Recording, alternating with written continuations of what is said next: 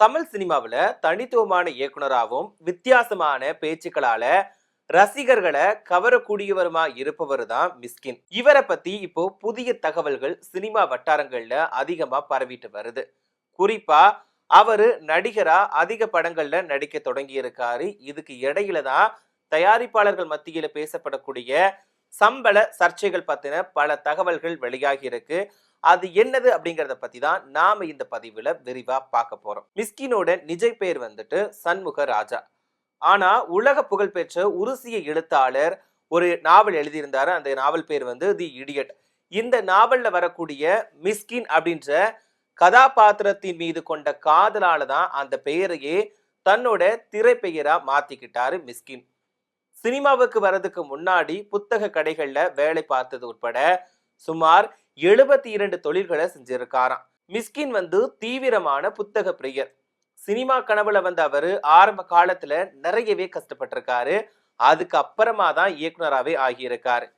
2006 வெளியான சித்திரம் பேசுதறி படம் மூலமா தான் இவர் இயக்குனரா அறிமுகமானார் அப்படிங்கிறது எல்லாருக்குமே தெரிஞ்ச விஷயம்தான். அந்த படம் ஒரு புதிய இயக்குனர் பிறந்ததை தமிழ் சினிமாவுக்கு உணர்த்துச்சு.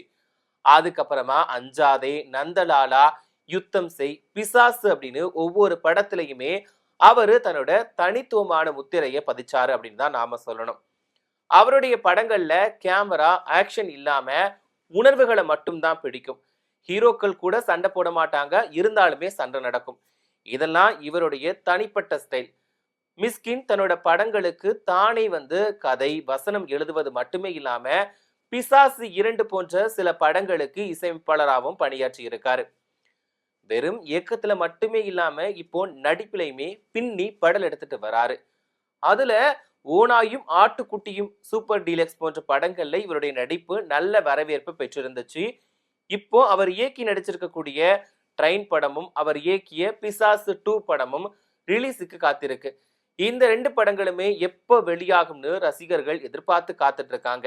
எப்போதுமே தன்னுடைய நேர்மையான வெளிப்படையான பேச்சால சர்ச்சைகளை சந்திச்சாலுமே ரசிகர்கள் மத்தியில மிஸ்கின் ஒரு முக்கியமான கலைஞராகவே பார்க்கப்படுறாரு.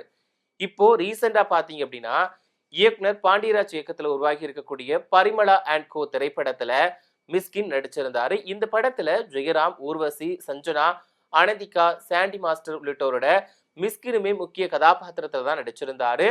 படம் வெளியாகி நல்ல வரவேற்பு பெற்றுட்டு வருது. அதுலயும் குறிப்பா இந்த படத்துல பாபநாசம் படத்தோட சாயல் இருக்குன்னு தோண வைக்குது. இருந்தாலுமே நல்ல காமெடியா குடும்பத்தோட பாக்குற மாதிரியான படமா தான் இந்த படம் அமைஞ்சிருக்கு. ஊர்வசி வழக்கம் போல நடிப்புல அசத்தி இருக்காங்க. இந்த நிலையில பரிமள அண்ட் கோ படம் ரிலீஸுக்கு முன்னாடி படக்குழுவினர் வந்து செய்தியாளர்களை சந்திச்சாங்க. அப்போ மிஸ்கின் பேசின சில விஷயங்கள் ரசிகர்கள் மத்தியில கவனம் பெற்றிருந்துச்சு.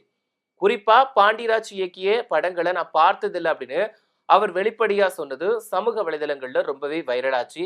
இதுக்கு இடையில மிஸ்கின் இப்போ தொடர்ந்து பல படங்கள்ல நடிகரா நடிச்சுட்டு வருவதற்கான காரணமும் சில வட்டாரங்கள்ல பேசப்படுது.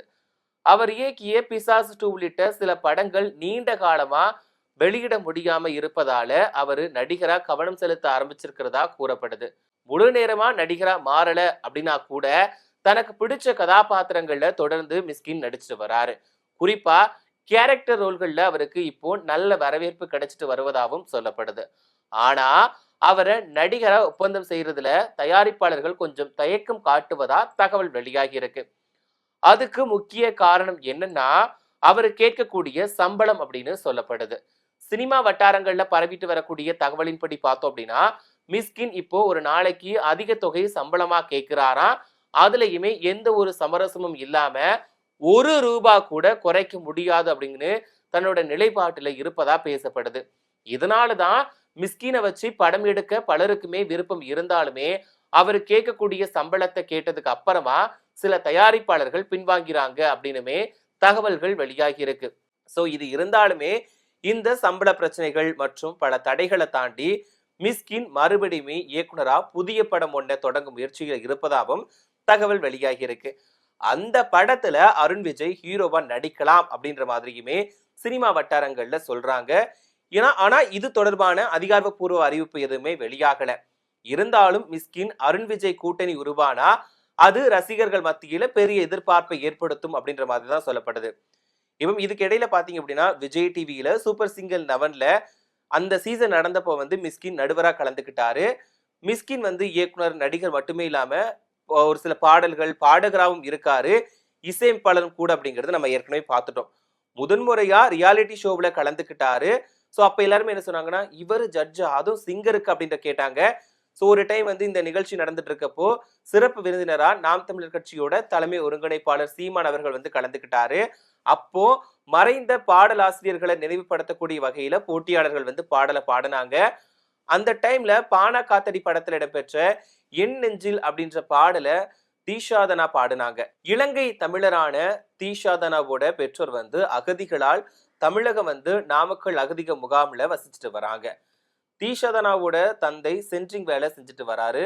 மகளை வந்து பிசியோதெரபி படிக்க வைக்கிறாரு. தீஷாதனா பாடி முடிச்சதுமே மிஸ்கின், தீஷா என்ன படிக்கிற, உன் கல்லூரி கட்டணம் எவ்வளவு அப்படின்னு கேட்டாரு. திஷா சொன்னதுமே, உன் கல்லூரி கட்டணத்தை முழுக்க நானே கட்டுறேன், மேற்படிப்பு வேண்டுமானாலும் படி, நான் பாத்துக்கிறேன் அப்படின்னு சொன்னாரு. இது வந்து அவரையும் அவரது பெற்றோரையுமே மகிழ்ச்சியில் ஆழ்த்தி இருந்துச்சு. மேலும் மிஸ்கின் தன்னோட கை கடிகாரத்தை திஷாவிடம் கொடுத்து தந்தையோட கையில கட்டிவிட சொன்னாரு. இந்த வீடியோ ரொம்பவே வைரலாச்சு. மிஸ்கின் வந்து பாக்குறதுக்கு கரடு முரடா இருந்தாலுமே அவருக்கு நல்ல மனசு இருக்குது அப்படின்னு நெட்டிசன்கள் பாராட்டினாங்க. சோ இந்த மாதிரி நல்ல குணங்களுமே மிஸ்கின் அவர்கள் கிட்ட தொடர்ந்து இருந்துகிட்டு தான் இருக்குது. அவர் மேல நிறைய விமர்சனங்கள் இருந்தாலுமே அதை பத்தி கண்டுக்காம தன்னோட பேச்சுக்களை வந்து எப்பவுமே வெளிப்படையா தான் காட்டிக்கிட்டு இருக்காரு. சோ அந்த வகையில இப்போ சூப்பர் சிங்கர் அந்த சீசன்ல கலந்துகிட்டப்போ வந்து நிறைய பேர் சொன்னாங்க, இவருக்கும் பாட்டுக்கும் என்ன சம்பந்தம் இருக்கு, இவரை எதுக்கு நடுவரா போட்டாங்க அப்படின்ற மாதிரிலாம் விமர்சனங்கள் வந்துச்சு. ஆனா போக போக இவரோட பேச்சுக்கள் எல்லாருக்கிட்டையும் உரிமை எடுத்து பேசுற விஷயமா இருக்கட்டும், எல்லாருக்கிட்டையும் பண்பா பேசுற விஷயங்களா இருக்கட்டும், இந்த மாதிரி விஷயங்கள் எல்லாத்துக்கும் பிடிச்சது. இன்னொரு பக்கம் வந்து பாத்தீங்க அப்படின்னா எல்லாத்தையுமே வந்து ரொம்ப உரிமை எடுத்துட்டு பேசுறாரு அப்படிங்கிற விமர்சனமும் அதிகம் வந்துச்சு. ஆனா பட் எல்லாருமே புரிஞ்சுக்க ஆரம்பிச்சாங்க, நல்ல மனுஷன்பா, அதாவது ஹெல்பிங் மைண்ட் நிறையவே இருக்குது அப்படின்லாம் சொன்னாங்க. அது மட்டும் இல்லாம யார் நல்லா பாடினாலும் தன்னோட கையில இருக்கக்கூடிய வாட்சை கழட்டி கொடுத்துருவாரு. ஸோ அந்த அளவுக்கு வந்து எல்லாருமே ஆவலா இருந்தாங்க, நம்ம வந்து நல்லா பாடணும், மிஸ்கின் அவர்கள் கிட்ட இருந்து அந்த வாட்சை வாங்கிடணும் அப்படிங்கிறதுக்காக எல்லாருமே போட்டி போட்டுக்கிட்டு நல்லா பாடினாங்க. ஸோ இதனாலவே நிறைய பேருக்கு பிடிக்க ஆரம்பிச்சது. ஏன்னா இவர் இயக்கிய படங்கள் மூலமாவே இவர் வந்து தனித்திறமையை காட்டிட்டாரு. அப்படி இருக்கப்போவே நிறைய பேருக்கு பிடிச்சது. அதுக்கப்புறமா இந்த சீசன்ல கலந்துக்கிட்டு நடுவரா வந்ததுக்கு அப்புறமா இன்னுமே நிறைய பேருக்கு வந்து பிடிக்க ஆரம்பிச்சுது. சோ இப்படி இருக்கக்கூடிய நிலையில தான் இப்ப படங்கள்லயுமே நடிச்சுட்டு வந்துகிட்டு இருக்காரு. சோ அந்த நேரத்துலதான் சம்பள விஷயத்துல கராரா இருக்கிறாருப்பா. ₹1 கூட குறைக்க மாட்றாரு. இவரை வந்து தயாரிப்பாளர்கள் வந்து பயப்படுறாங்க. அதாவது இவருக்கு பணம் கொடுக்கணும்னா கண்டிப்பா ஒரு சம்பள தொகையை கேட்கிறாரு. ஏன்னா இவர் இயக்குனரை தாண்டி இப்ப நடிகராகவும் களமிறங்கி இருக்காரு. அதுக்குமே வரவேற்பு நிறையவே கிடைச்சிட்டு வந்துகிட்டு இருக்கு. பட் அப்படி இருக்கக்கூடிய பட்சத்துல தன்னோட சம்பள தொகையை நிர்ணயிக்கிறதுக்கு அவருக்கு கண்டிப்பா உரிமை இருக்கு. அதனால மத்தவங்க கிட்ட படங்கள் வாய்ப்பு வரும்போது வந்து சம்பள விஷயத்துல கராரா இருக்கிறாரு. ₹1 நான் குறைக்க மாட்டேன்ப்பா, எனக்கான சம்பளத்தை நீங்க கொடுத்துட்டீங்கன்னா நான் நடிச்சு கொடுக்குறேன் அப்படிங்கறதுல உறுதியா இருக்கிறாரு. சோ அதனால வந்து தயாரிப்பாளர்கள் கொஞ்சம் பயப்படுறாங்க. இவர் நடிச்சாலுமே படங்கள் வந்து நல்ல வரவேற்பு பெற்றுட்டு தான் வந்துகிட்டு இருக்குது. சோ அதனால வேற வழியும் இல்லாம சில தயாரிப்பாளர்கள் வந்து ஓகே சொல்லிடுறாங்க. சோ இந்த மாதிரி தகவல் தான் இப்ப வந்து வெளிவந்துகிட்டு இருக்கு.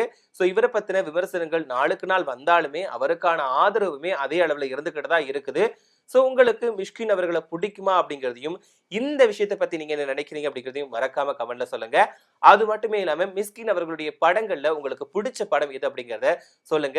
சூப்பர் சிங்கர் 11 சீசன்ல அவர் கலந்துக்கிட்டு நடுவரா கலந்துக்கிட்டு நிறைய விஷயங்கள் பண்ணியிருக்காரு. சோ இதை பத்தி என்ன நினைக்கிறீங்க அப்படின்ற உங்களோட கருத்துக்களையுமே மறக்காம கமெண்ட்ல சொல்லுங்க. இது மட்டுமே இல்லாம பிசாசு 2 படத்தை பாக்குறதுக்கு எல்லாருமே ரொம்பவே ஆவலா இருக்காங்க. ஏன்னா பிசாசு படம் வந்து ஒரு வேறு விதமா இருக்கும். அந்த படத்தை பாக்குறதுக்கே அவ்வளவு ஒரு வித்தியாசமா இருக்கும். ஏன்னா இவர் இயக்கக்கூடிய படங்கள் எல்லாமே ஒரு வித்தியாசமான கதைக்களங்கள் இருக்கும். சோ ஆரம்பத்திலே சொல்லிட்டேன், இவர் படங்கள் எப்படி இருக்குங்கிறத நான் ஆரம்பத்திலே சொல்லிட்டேன். பட் இருந்தாலுமே அந்த ஒரு வித்தியாசங்கள் நிறையவே காட்ட முடியும். ஏன்னா சண்டை இருக்காது, பட் இருந்தாலும் சண்டை இருக்கும். அது புதுவிதமா இருக்கும். சோ அதனால பிசாசு 2 எப்படி வரப்போகுது? ஏன்னா பிசாசு 1 வந்து எல்லாருக்கும் ஒரு பிடிச்சமான படமா இருந்துச்சு. பிசாசு 2 எந்த விதமான படமா இருக்கும் அப்படின்னு பாக்குறதுக்கு எல்லாருமே ஆவலா எதிர்பார்த்து காத்துட்டு இருக்காங்க.